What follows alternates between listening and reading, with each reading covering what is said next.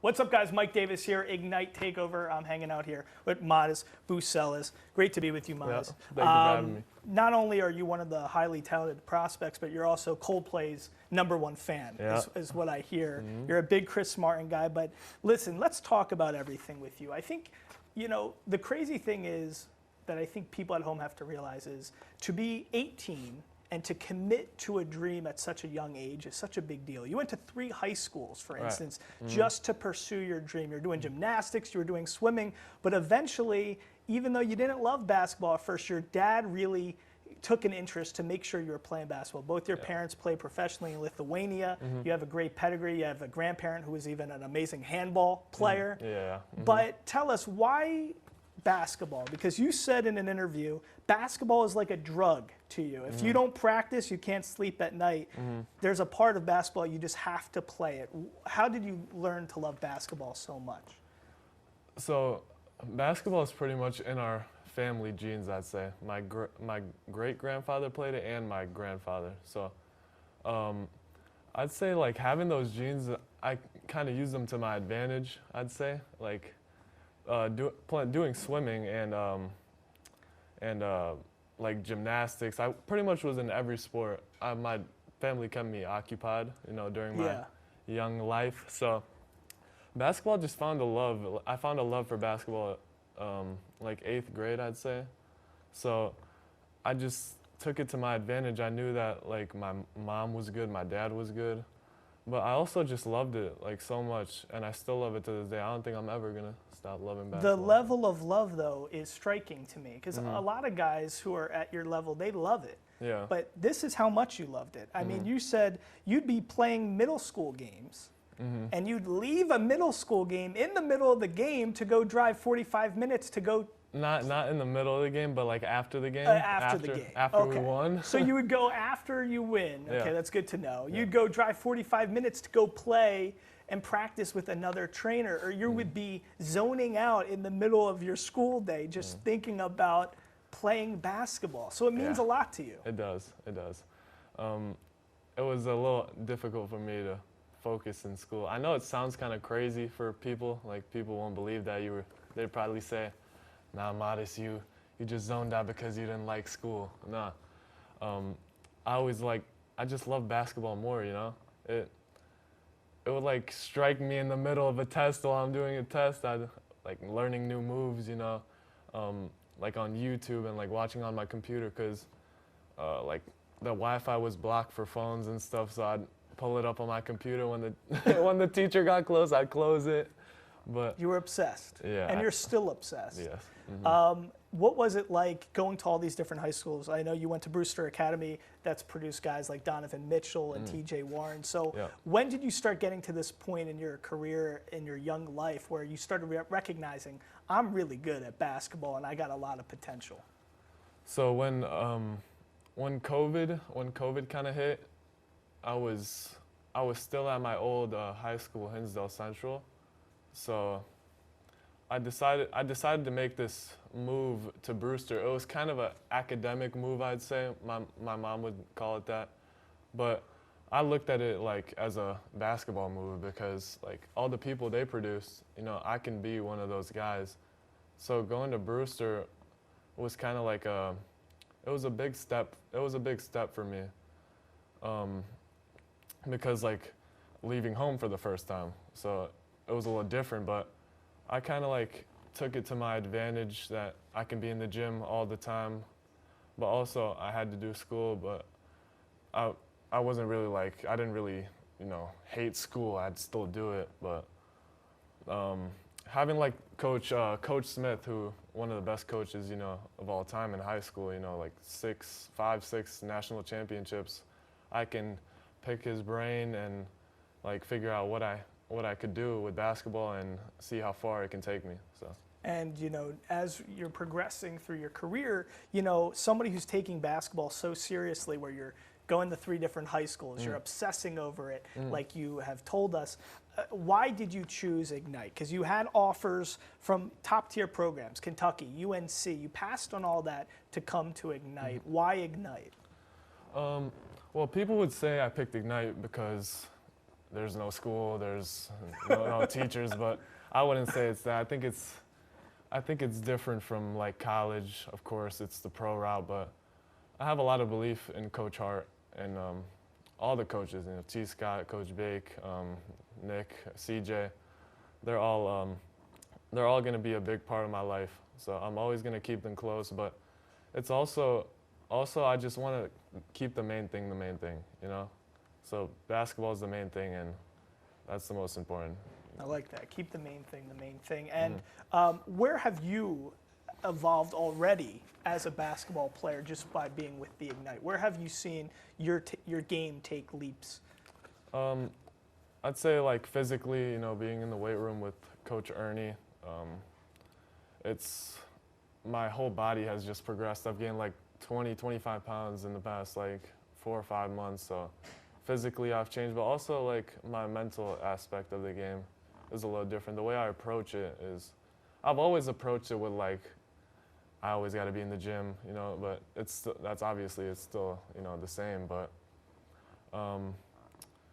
I'd say just working and playing against the best is like the most important thing, because how are you going to progress if you're not playing against the best players? So. And do you think that's the biggest advantage? I mean, if you were doing Kentucky or UNC and you're not playing against vets, right? That's where you think the biggest on the floor difference. Yeah, it's different because you're not playing like the NBA rules, Like everyone who goes to college and who goes to these big schools, they're trying to get to the NBA anyway. So why not like get that advantage of playing against professionals, NBA three-pointer, NBA rules, NBA shot clock, everything. So it's just about being honest with what you want. Exactly, yeah, exactly. I like that. And so let's talk about that. So I think, you're right now, from what a lot I've seen and read about you, I mean, there's a lot of advantages to your game. You really fit naturally for the way that the league, the NBA, has evolved throughout the years, being 6'11", having, being able to finish with both hands, ambidextrous, and having that shooting ability. Tell us kind of where you see your game fitting at the next level and what you bring to a team and an organization right off the top. Yeah, I don't think it's going to be really, I mean, it could be a big change, it couldn't, but I just say whatever team I go to, whatever role they tell me to play, I'm going to play that role to the best of my abilities. And talk about the Ignite in particular, because for a lot of people, I think understanding that, yes, the Ignite, you want to win as a team, but it's also an organization that's kind of constructed to help guys like you, Ron, Darlin, Almanza. It's about getting you guys to the next level as well. How does that kind of unfold as an organization? Because it's a unique thing for the average fan to understand.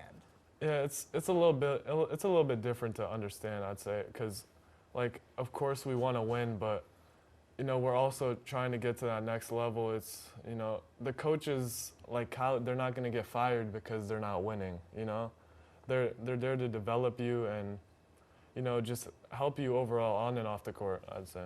Okay. And let's talk about, a lot of comparisons to Durant, obviously, with your build and kind of your game. But your favorite guys are Paul George and Luka, I hear. Growing up, who did you really, emulate and try, who do you see yourself as a comp at the pro level most in your own eyes? Yeah.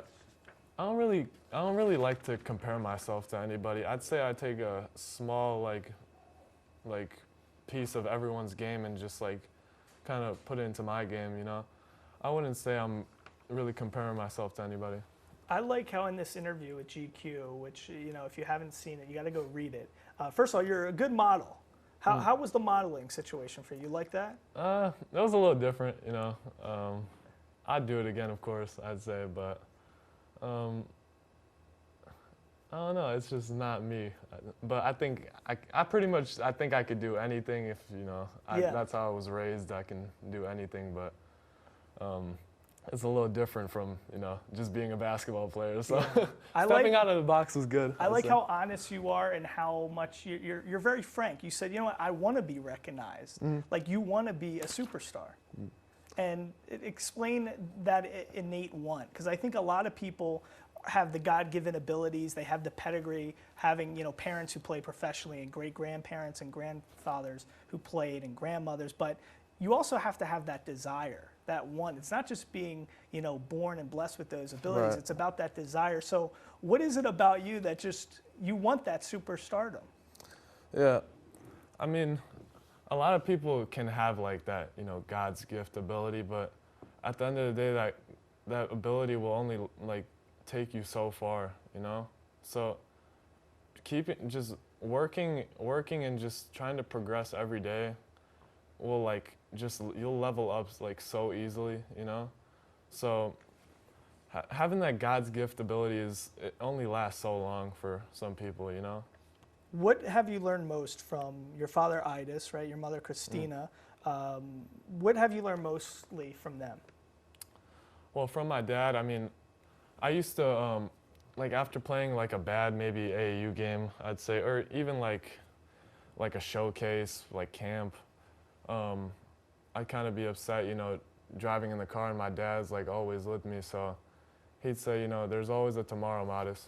So you wake up tomorrow, the sun is still there, you know, the sun comes up, you know, every day. So, you know, that's what I learned and he kind of instilled in me, I'd say, is just wake up tomorrow and go do it again, you know? Don't just give up. And what have you learned most from the veterans, right, on the team? The Pargos, the Yeah. Stocktons, the Jenkins, the Gilders. What have you learned from them? From them, I learned it's very simple, I'd say, you know, it's not very difficult. You just gotta continue to work. That's all it is. It's literally just work. I love it. How does somebody who has such a bright future, is so gifted already at such a young age and has so much promise, how do you stay humble? How do you keep yourself amenable to advice and teachings from coachings, from vets, from all that kind of stuff? Well, I say this a lot, but it's true.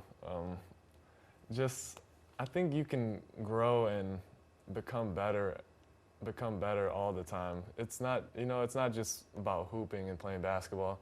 You can get better in all aspects of your life. So I like learning a lot of new things, you know, about my body. I've been looking into that a lot, like how, you know, bones grow, what nutrition you need to take to be a professional basketball player.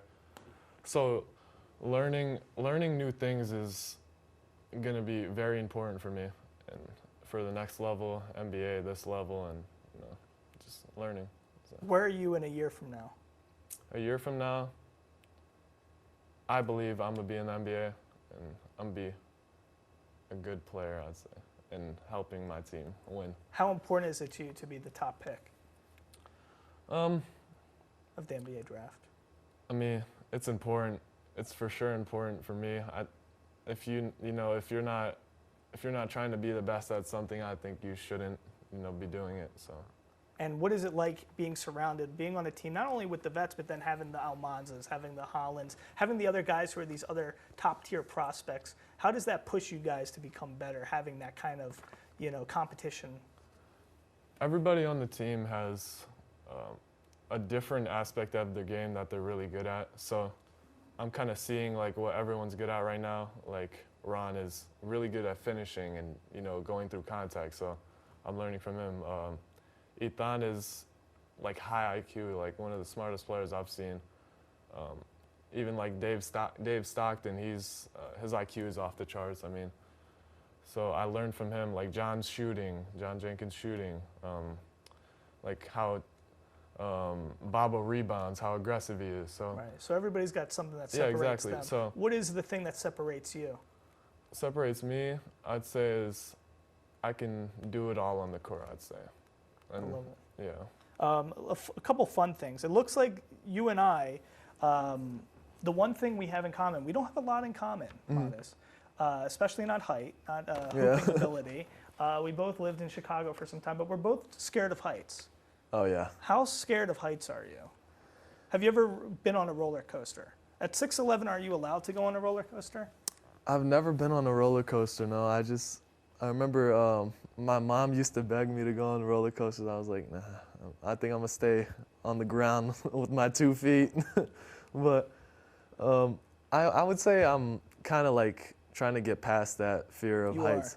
Yeah, it's just I don't really like to play around with my life, you know. That's how I feel. Yeah, the thing is, you're already kind of up in the clouds, you know. Like you're 6'11", so exactly. you can't be scared of heights if you're already that tall. Yeah, but I like kind of trying to go past the fears that I have, you know. Just I can't live with them for all my life, but I just don't like playing around with my life. I'd say I feel the same way. I want to be alive. same with me. How about Vegas? How about Henderson? How are you liking just everything outside basketball being here? Outside basketball it's great. They treat us really well. The apartment's amazing. We have Lifetime right next to us. We can go to the pool, you know, do anything. So the living is amazing here. So it's good, and they give us a lot of food. So they treat us well. Okay, here we go. Last couple things. Coldplay. Why Coldplay? Why do you love them so much? I'd say because I could see they take their time with their music to perfect it, you know? So listening to their music, and their voices are all like good, the Chris instruments, Martin, yeah. Interesting. What's your favorite song? Is there multiple people in that? Yeah, it's a multiple, right? but Chris Martin, I think, is the main okay. guy. Yeah. So they take a lot of time with their music. I can see that. And the way it sounds is just great. I don't know. It's something about it. What's the best song? Best song? The Scientist, Yellow. I mean, there's so many good ones. I mean, Viva. Yeah. Viva. Where are you at? For me, I like Yellow a lot. You like it, Yellow. Yeah, Yellow's good. What else is there? I forgot. We could. There's a lot of. That could be a good nickname for you. I mean, Modest is pretty good right away. Mm-hmm. But cold. You're cold play. Cold, you're cold and play. You're cold. Mm-hmm. That's stuff. I like that. Something like that. I forgot that one song. What is it? Clocks. Yeah, that's very instrumental. A lot going on there. Mm-hmm. I like that one a lot. All right, there you go. Modest. Anything else you want to make sure everybody at home knows about you? I'm a positive person, and I think if you guys would meet me, I would, I think I would inspire you to do whatever you love, not just basketball, for me. So whatever you do, I think you should do the best of your abilities and try to strive every day to be better. So. And we can still tell other kids that they should like school, right? Oh yeah, for sure. Yeah, don't listen to me. My mentality is a little different. Listen, I was the same way as you, and I wasn't 6'11" and didn't have any promise for an NBA career. So, school, man. Sometimes for some people. Yeah, go to school, kids. Don't be like me, honestly. There you go. Thank you so much. Appreciate it. Thanks for being with us. Appreciate you guys for having me.